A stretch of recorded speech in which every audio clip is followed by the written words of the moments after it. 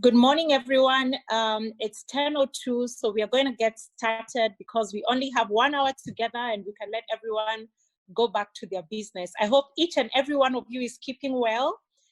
If you are, I'd just like to request you to go to your, the point where you can check your emojis and just click a thumbs up. I'll do one so you can see. Yeah? Did you guys see that? So each of you can click your thumbs up so we know that you're doing well.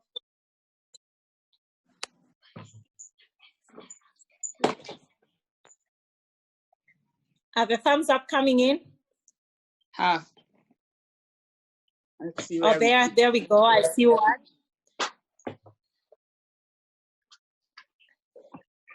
And again, I just want to remind everyone, let us all mute ourselves and also put off our videos. There'll be the point where we will ask everyone to have their videos on. So we begin our event at a very high note, our first virtual event as Women on Boards Network. My name is Faith Nkatha Gitonga, and I'll be your moderator today. I'm really excited to go through this today. And Hannah, as we begin, I just kindly request you to mute everyone once more and put off everybody's video so that we are not distracted. So it's an amazing time to be alive, don't you think?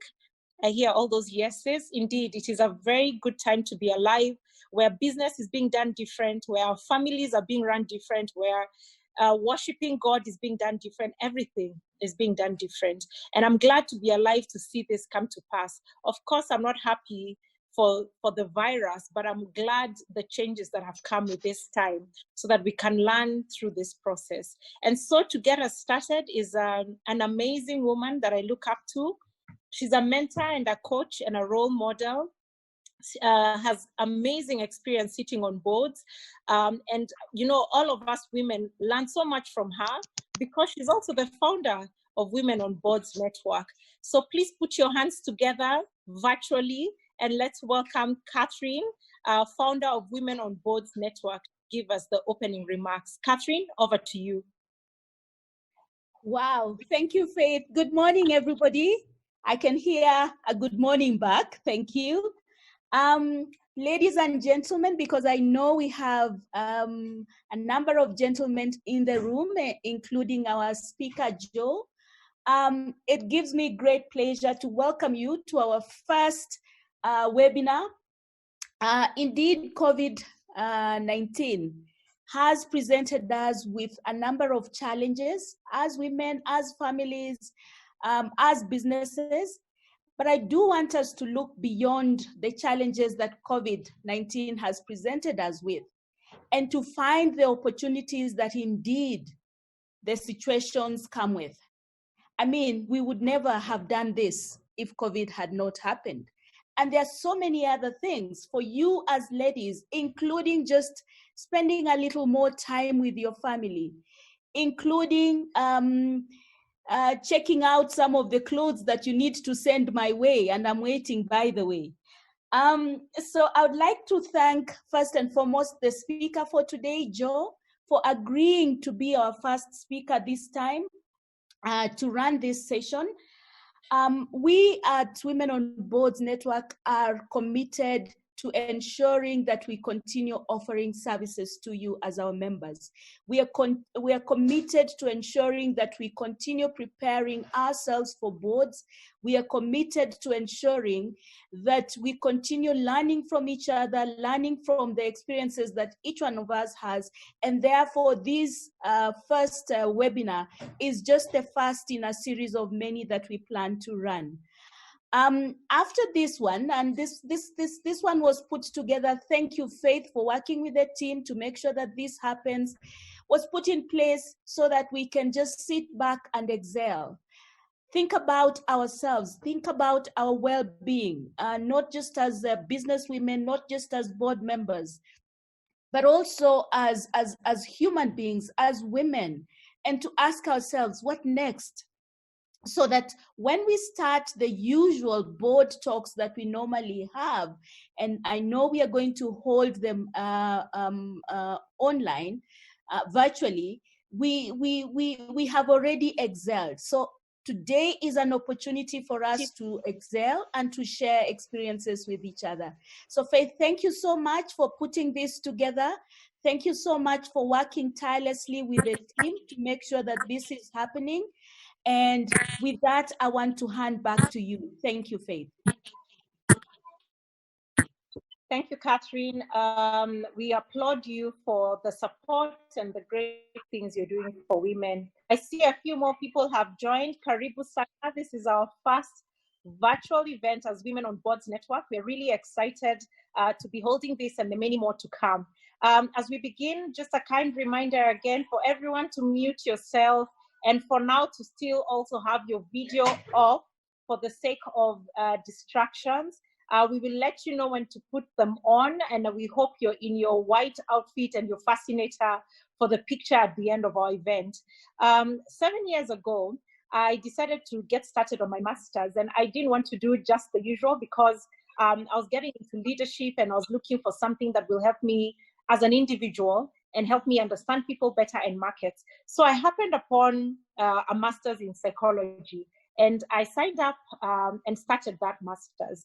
And one of the lecturers I met there is our speaker today. His name is Dr. Joe Omollo. He changed my mind about so many things regarding self-awareness and sanity, really, as a woman in the corporate age. And so he's a clinical psychologist. He's also the director of Crossway Psychological and Psychometric Institute and the Crossway Medical Rehab Center. He lectures at USIU and ANU Psychology Department, and his expertise is in clinical neural psychology, trauma intervention, behavioral medicine, child, adolescent, and adult psychotherapy, and psychometrics. During my practicum, I did it as an intern or apprentice at his clinic or office. And one of the things that he did that blessed my heart is that he was picking young people off the streets and taking them through therapy sessions and, you know, just helping them fit back into society. Ladies and gentlemen, put your hands together and let's welcome Dr. Joe Omollo. Karibu sana, Daktari. Hello. Hi, Joe. Everyone, I can hear those hellos back, and Faith has represented it very well. Thank you very much, Faith, Sure. for those kind remarks. Thank you, Catherine. Appreciate it. Now, really glad this morning to be with you all, and I'm looking forward to about 50 minutes or so of engaging you all and discussing this very crucial matter that is coronavirus disease 2019. That's a full name, COVID-19. Now, I was asked to address a number of issues, just to be able to get into it right away. That includes things like how to remain sane. Wow, how to remain sane when indoors. I didn't know that being indoors can make people go crazy, but it is expected. We are used to a very fast life, you know, going our business from early in the morning, running around all day. I mean, staying busy. It makes us feel alive and feel whole, feel important, and gives us a reason to get up and get going. So when circumstances beyond our control force us to stay in the house, I think there's a bit of a light back there, then it becomes a huge challenge. A lot of the insanity, as we call it, that comes from being, it actually has to do with how we process the change. It's the big part of it is really just that. And the change represents a certain aspect of loss of control. See, as human beings, we like to feel that we are in charge, whether it is real or just in our heads. Regardless, the outcome is provided we sort of feel we are in control of our predicament, we are in control of our lives, we are in control about what's going to happen tomorrow, then we feel happy. We feel good, we feel less stressed. But when we are in a situation where uncertainty creeps in, then that becomes a huge challenge. And in a lot of ways, as I will demonstrate, you will see that even a pandemic like COVID-19, it's largely a psychological problem in a lot of ways, a whole lot more than even medical, or should we say it's first a psychological problem before it's even a medical problem. So obviously, fear, stress, anxiety, even depression, all these things are normal responses to a situation like this. And how do I know that I'm losing it? You know that you're losing it. Actually, you probably won't know, but other people around you might, assuming that there are other people to watch your back. They might know. But first, if you're just restless, symptoms, normal symptoms, things like your normal functions like sleep are affected. There's a change in that. Maybe you can't sleep, or you're sleeping too much, more than you used to. Appetite changes, and this can either be more or less, again, appetite, whether you've lost it.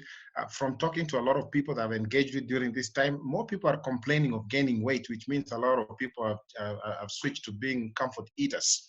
I saw one meme that indicated one fellow who had eaten 12 times and had taken several naps and was really alarmed because it was still today. And that wasn't looking too good. So eating patterns, let's just call it that way. If those change immensely, then you know something may be wrong.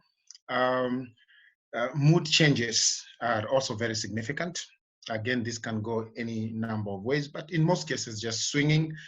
For most people, it could be more on the depressed side.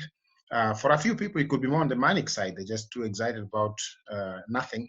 But that excitement is more characterized with the negative emotions, irritability, anger, and outbursts, things like that, because you've got so much energy that just needs to be spilled out somewhere. But psychological processing is a bit more interesting, if I may say, and maybe even problematic. They said, and this was issued by the psychiatrist, I mentioned it at NBC the other day, giving a talk like this, that it is normal to talk to things. Animals, you might talk to your pots and pans, you might talk to your computer even.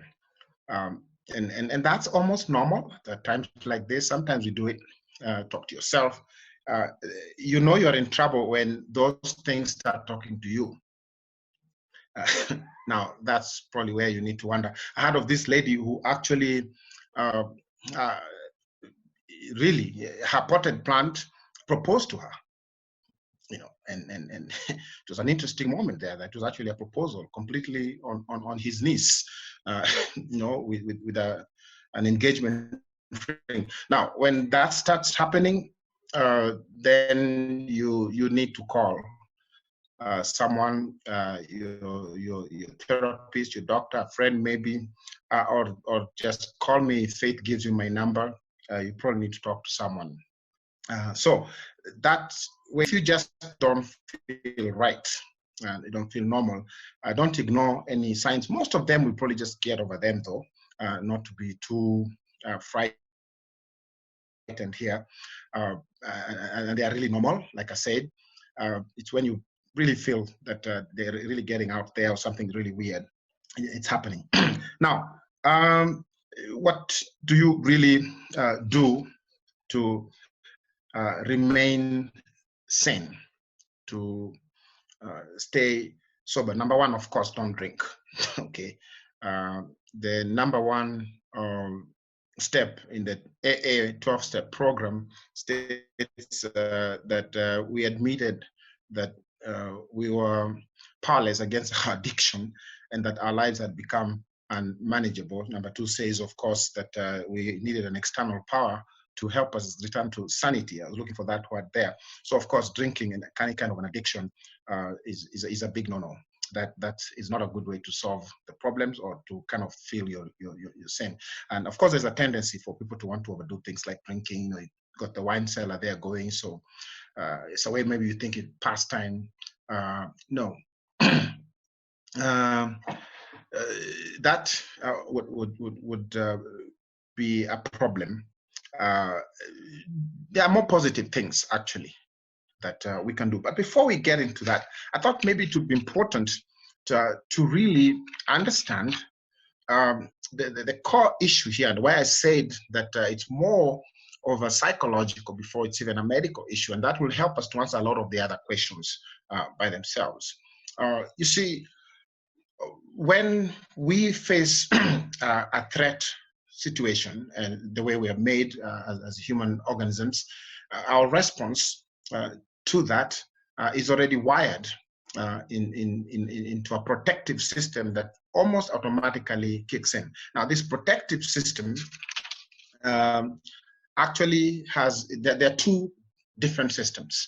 When we face a threat of any kind, or internal or external, there's the immune system, and that is the internal environment. A threat from within, the immune system will respond to that, like now the viruses and the bacteria, any kind of infection or injury. Then there's the adrenal system that is built to respond to external, the external environment or threat. Now, what happens is that when there is a fear from outside, some injury, an accident, a viper, a vicious animal, or bandits, whatever, then the adrenal system will take over, and that's what Ladies, as we wait for Joe to reconnect, for those who've just joined, welcome to the Women on Boards Network first virtual meeting. Karibu sana, we are so happy to have you here. Our speaker has been giving us some very good nuggets. As we wait for him to join, I'll just kindly request, if you have any questions for him, please put them on the chat. We have someone who's managing the chat room, and we'll be able to ask him those questions as soon as he's done. He's Dr. Joe Omollo. He's a clinical psychologist at Crossway Psychological and Psychometric Institute and Crossway Medical Rehab Center. He also lectures at USIU and ANU Psychology Department, and he has expertise in clinical neuropsychology, trauma intervention, behavioral medicine, child, adolescent, and adult psychotherapy, and psychometrics. And like I mentioned earlier, he's been my lecturer and has quite a bit to say in regards to our well-being and self-awareness, which is what he was taking us through. So I'll let you just put any questions you've been having in terms of, how to handle productivity during this time, how to keep sane during this time. Please put all those questions in, and I'll just go on mute so that I can try and reach out to Dr. and find out if all is well. That is the internal environment. A threat from within, the immune system will respond to that, like now the viruses and the bacteria, any kind of infection or injury. Then there's the adrenal system that is built to respond to external, the external environment or threat. Now, what happens is that when there is a fear from outside, some injury, an accident, a viper, a vicious animal or bandits, whatever, then the adrenal system will take over, and that's what in. Joe, can you hear us?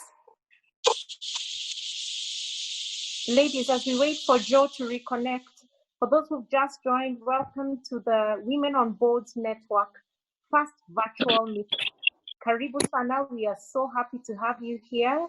Our speaker has been giving us some very good nuggets. As we wait for him to join, I'll just kindly request, if you have any questions for him, please put them on the chat.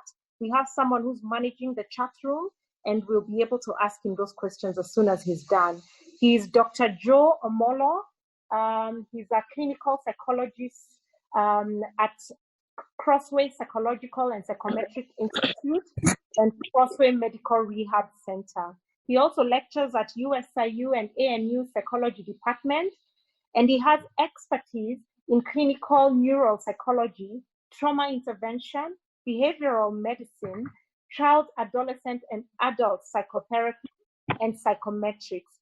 And like I mentioned earlier, he's been my lecturer and has quite a bit to say in regards to our well-being and self-awareness, which is what he was taking us through. So I'll let you just put any questions you've been having in terms of, how to handle productivity during this time, how to keep sane during this time. Please put all those questions in, and I'll just go on mute so that I can try reach out to Daktari and find out if all is well. Just kindly hold, ladies.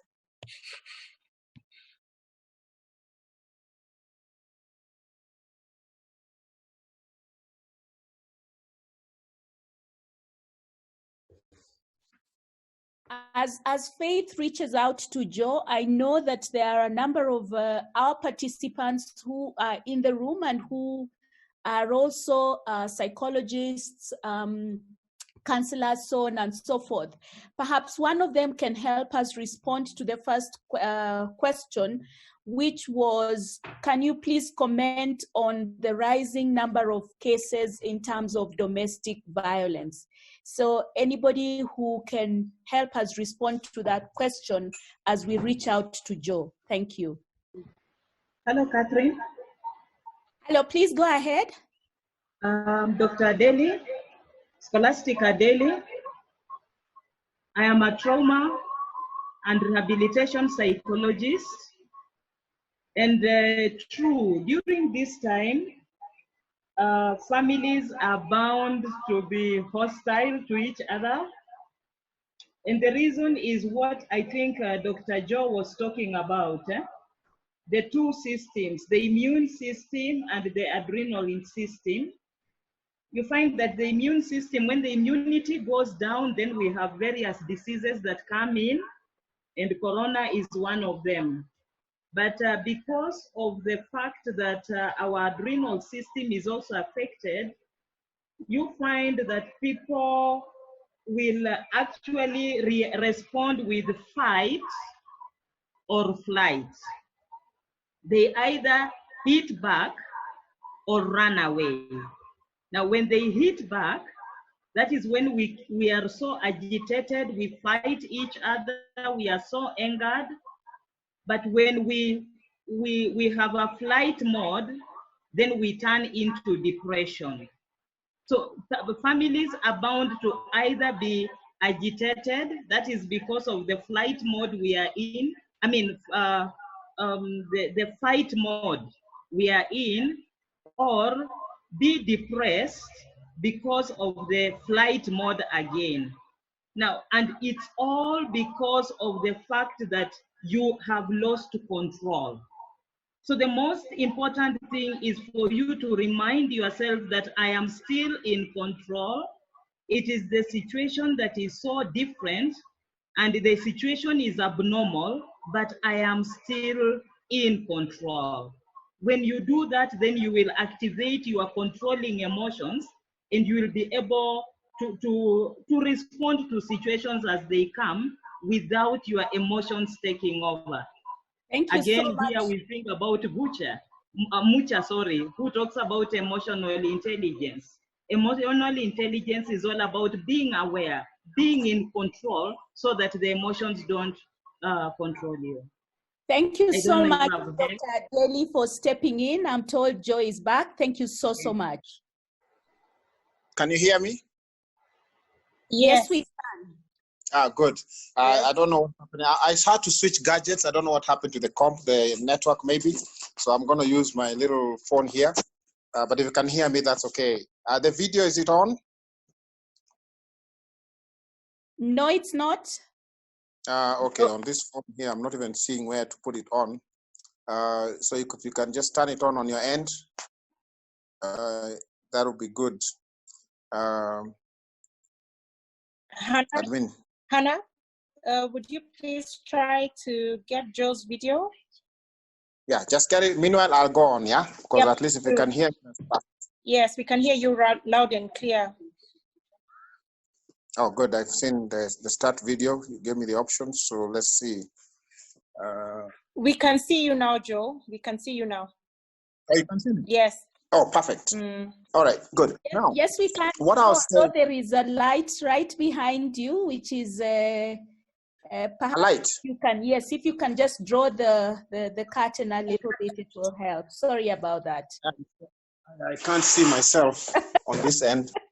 But I think that's better. Thank you. Yeah, I that's am tired of fantastic. seeing myself, so you guys can see me. All right, you can see me now properly, I hope. Yes. Okay, fine. Now, I was just explaining very briefly the two systems and why they are important in this case, because I just want to summarize it for us. The bottom line is about controlling this, and I did hear Dr. Daly mention that about control, and this is why. Because when we are threatened in any way, the adrenal system will take over. But what happens is this: it releases stress hormones. Now, these stress hormones actually suppress the first system, the immune system. The reason being, the immune system takes up a lot of our bodily energy. And so when there's an external threat, we need to fight, we need to flee, we need to do something, then all that energy needs to be channeled to where it is most needed in that moment. And that is the peripheral organs, the arms, the legs, and all that. So all the blood and energy is channeled there. So what happens then is that the immune system is actually weakened. Now, put that in the context of the current threat, and you'll see the problem right away. And you'll see why stress and fear is actually the big problem right now. Everybody is fearful. We're all stressed up. But guess what that is doing? It is actually giving the virus the exact opportunity that it needs to thrive. So you could say that fear and stress are actually fueling the flame of corona. That's what it is. And unfortunately, when you go to the media, and of course, even the news and all the briefings you're getting, these are all fear propagators. A lot of the messages are not really encouraging people to be fearless or to manage stress. It's about actually increasing it. So, and of course, some of that needs to be done because most people just won't listen unless you threaten them in some way. The threat level has to be heightened some, but it is actually also working in a more positive feedback style. And if you know a bit of biology, you'll know that positive feedback is never good for us. Then it's fueling everything. So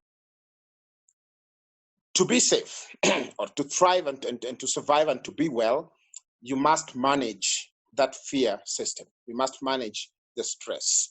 That is where every focus needs to be. And so everything we're saying about dealing with it is about controlling that.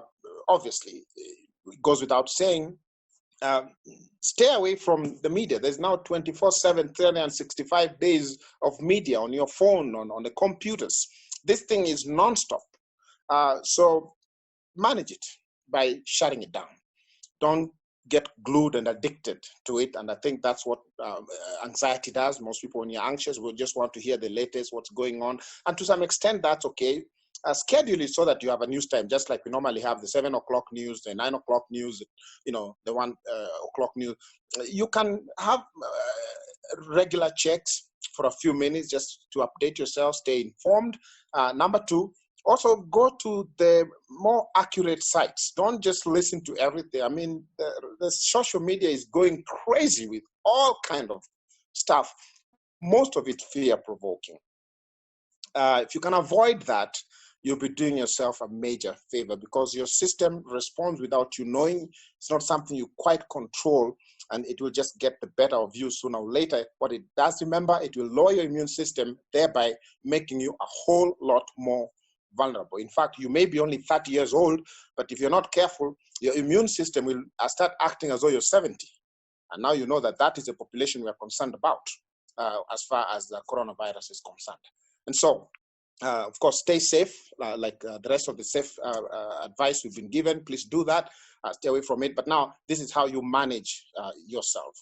Stay healthy. What you eat, of course, is very important. It goes into that biological system. You can look at it in 3 levels. Take care of your body, take care of your surroundings, and take care of your mind. Your body, what you eat, exercise. Exercise is great, very, very important, because it burns out all those excess stress hormones running around freely within your system. Your surroundings, that includes the people around you. Please take care of them. Make it safe, make it fun for everybody. Just because there's a threat out there does not mean that our lives have to stop and we turn on each other. A very sad statistic in the last few days, if you've been reading, domestic violence has gone up. I think even divorce rate was added to that list. And I'm not sure all the reasons, but we do know, well, maybe some people have a lot of unresolved issues. A traumatic threat like this usually come finding us in the middle of life already going on. People are already stressed about other things, economics, bills, work, and all that. So now we are holed up together and we haven't resolved these things adequately, so we turn on each other. That's really very sad. So yes, there's been an increase on that. I tell you what, we can actually purpose to make ourselves safe, to deal with things in a more productive way. It's actually an opportunity for many families, if you really think about it, where now we actually have time to perhaps address things that have been bothering us and maybe find time to really spend with each other in more positive ways. There's no such thing as this thing just happen and take over. Break the cycle of negativity. They've shown research after research that the thing that threatens these relationships is not so much bad communication and all those, and it's just the negativity. So if you can get yourself out of that cycle, and it just takes thinking about it before you say something, being a lot more careful, and it's okay to be a bit awkward in the beginning. You don't just have to say it because you feel it. We are in the same space here. Can we just make this boat survive? We're in stormy waters, and the goal here is that all hands on deck need to make sure we remain afloat and we get ashore safely. So if we all just do that, it will just be very, very helpful. But unfortunately, that is not what is happening out there, and of course needs to be addressed. Then take care of what you're thinking, your mind. That is the genesis of everything else.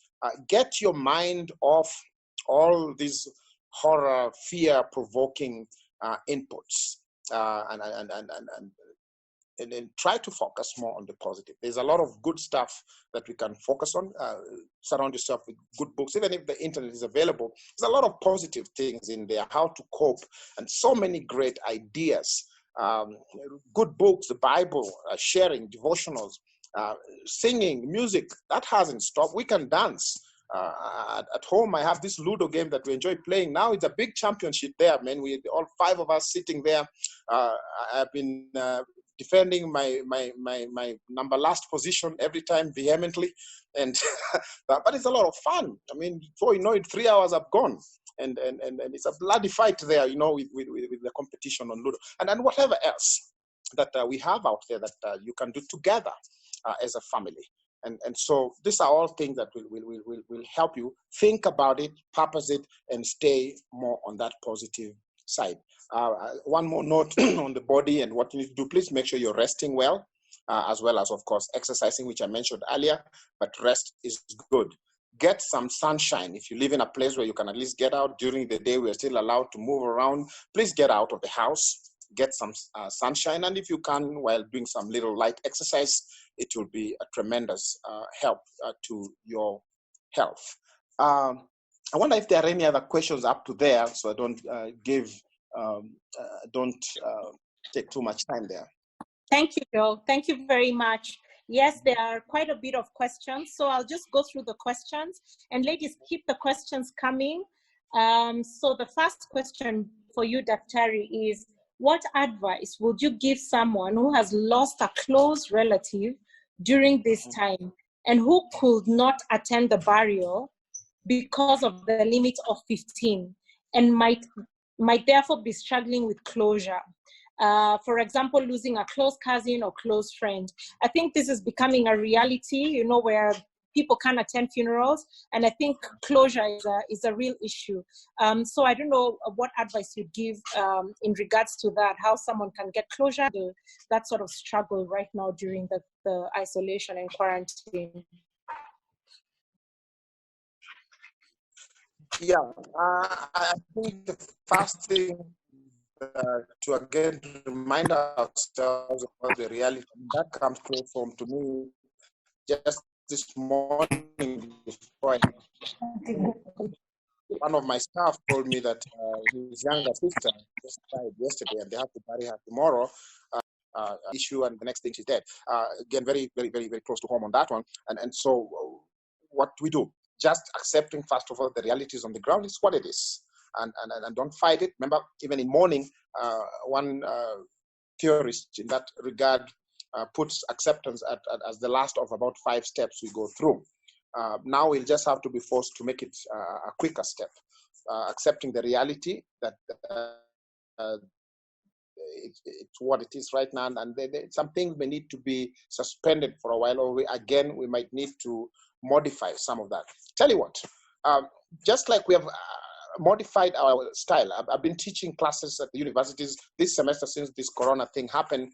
We switched to Zoom, like what we're doing right now, and all the rest of the classes were done on Zoom. It may be that we might think in that line when it comes to attending some of these funerals. Maybe arrange a Zoom meeting and be able to attend, maybe even say pay your respect. They can video, and it's a virtual participation. I know it's not the same thing, but again, we are being forced to adapt to a new situation. And so don't be afraid to do that. We were created as creative beings ourselves, and so get creative about it. And number 2, go ahead and mourn. Even though you're separated by distance and you may not actually be able to be physically there, but the mourning process can actually proceed on as you're doing. Allow yourself to mourn. Don't suspend that. Don't shut it down. Work through it. Mourning for a lot of people is something we need to work through, and it's totally okay. Remember, you need others at this point. Find people you can talk to. If they are physically present with you there, that's good. If they are not, again, you might have to use the same channels we're using here, the social media, the technology aspect, but stay plugged in. Don't isolate yourself and kind of try to do this by yourself. Maybe too much for you on top of everything else that we've already talked about. That can surely lead to an almost total shutdown, and you don't need that. Stay plugged into some form of reality. Have those around you that can remind you that yes, bad things are around us, but we will thrive, we will live, we will stand, and we will move on. And that moving on is really what is important. Thank you, Joe. I have someone here saying, thank you, Women on Boards Network, for this talk. As a trauma and rehabilitation psychologist, I can say that this is timely. Many families are affected, yet not aware. Thank you. That's from Scholastica. And then there's someone asking Joe, my niece is distressed. The relationship with the husband was strained before COVID-19, and now it's getting out of hand. The husband called me earlier today asking me to go and pick our relative as she wants to kill him. I don't know what to do this time. My niece is an orphan. So this lady is asking for advice on what to do on that situation. I hope that was clear, Joe. Yes, it was. Anytime there is a situation where violence, especially domestic violence, is likely to happen, we have to act to stop that, alleviate that. And the best thing is a separation would probably be a good idea.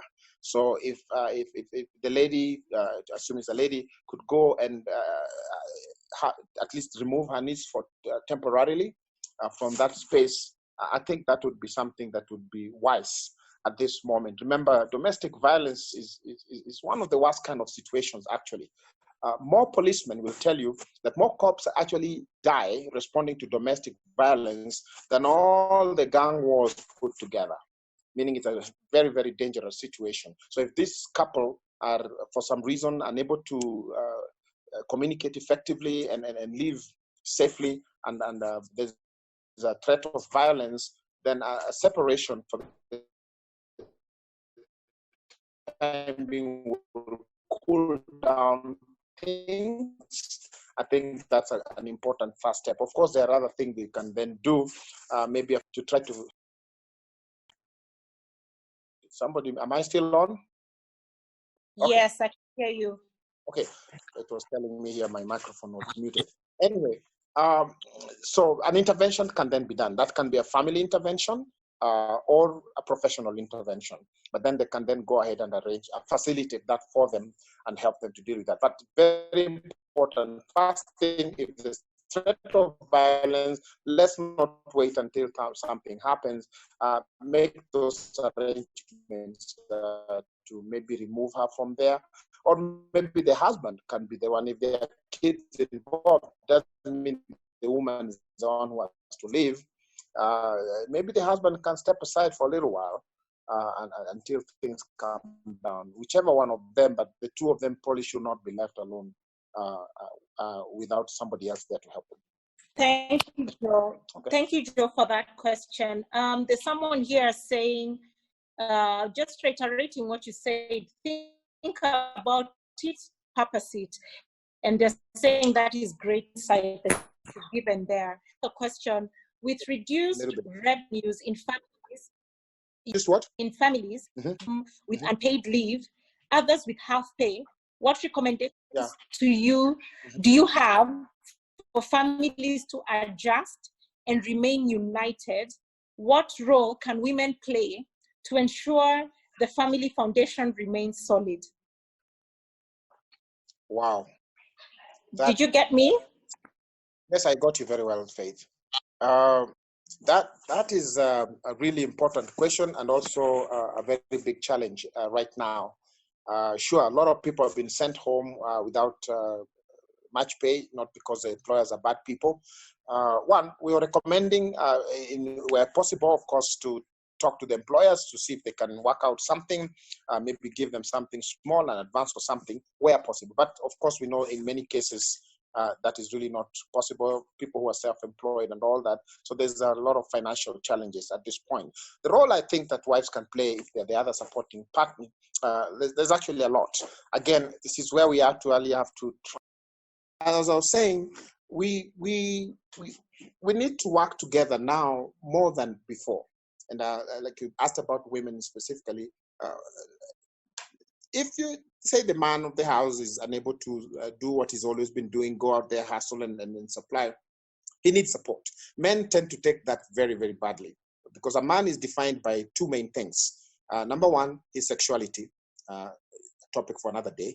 And number two, in this current context, what he does in terms of being able to he feels like a man if he's able to provide, he's able to protect his family. Man needs encouragement and support while it's dealing with this. And if there's anything at all we can do, to support that, whether it is what we've been doing, we still have a small line of income, being okay to support that. Is a good place. This is not the time to debate. It's a crisis time. And in crisis time, I would even say, like with the previous question, finances is a major reason why people are fighting and there's a lot of domestic and all that. And a lot of it is because we're using this time now to try to bring up all those old issues and they need to be addressed. But I would say perhaps some of those need to be suspended for now. And then let's try to figure out a way where we can work together to keep the family alive, to survive. And then at the right time, maybe when this crisis is past, and it will pass.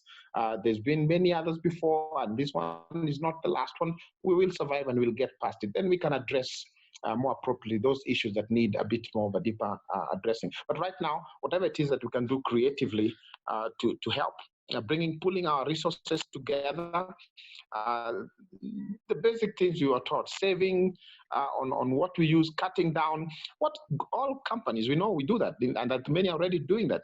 The same thing with the family. Family is a company. Think of it that way. What we do, we cut down expenses. We reduce on consumption and wastage.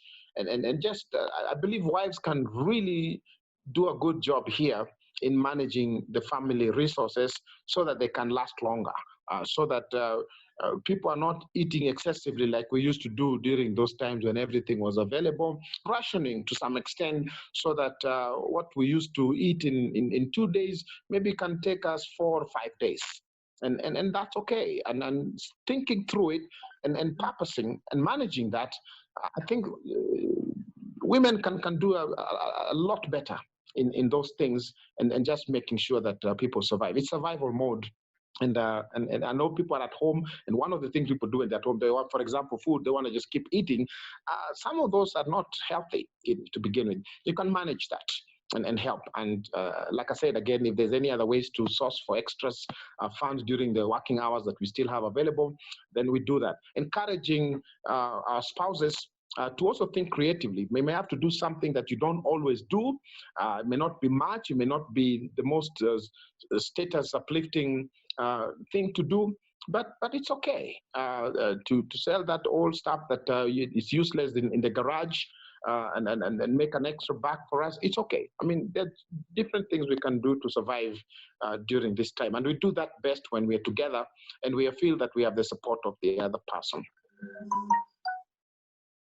Thank you, Joe. Thank you very much. I'm still seeing so many questions come in. I'm seeing someone here saying, thank you, Women on Boards Network and Leadership, and Joe, for this very timely session. I feel very uplifted already. Could we plan for another session with Joe after today to continue on this discussion?